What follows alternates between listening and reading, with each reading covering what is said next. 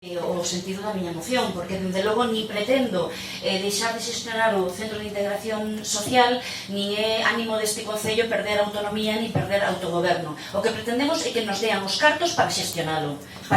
dende o ámbito local, como ten que ser obriga da Xunta de Galicia. E despois, con respecto á concelleira do Partido Popular, decirlle varias cousas. Mire, cando leas leis, polo menos leas completas.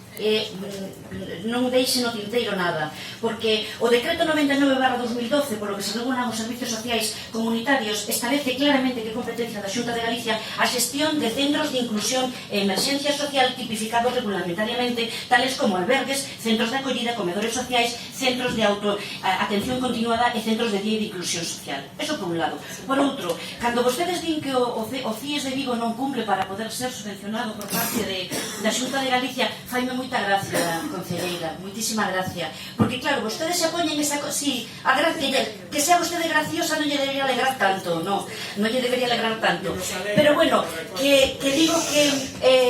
o que chama poderosamente a atención, sabe que? Que vostedes poñen unhas condicións para non dar subvencións aos concellos porque pretenden que Feijóo invite e paguen os concellos, que é o que se dedican vostedes, e poñen a condición de que sexa xestión directa, cando despois resulta que o máis sorprendente de todo, que aquí é onde realmente se traduce como xestiona o Partido Popular os servicios públicos, que é privatizándoos, porque vostedes lle destinan na Consellería de Política Social a ridícula cifra de 134.000 euros a subvencionar os albergues municipais dos concellos, 134.000 euros, e, sin embargo, a subvencionar os de entidades privadas 1.800.000 euros. Aí sí que non fai falta que a xestión sexa pública, ni directa, ni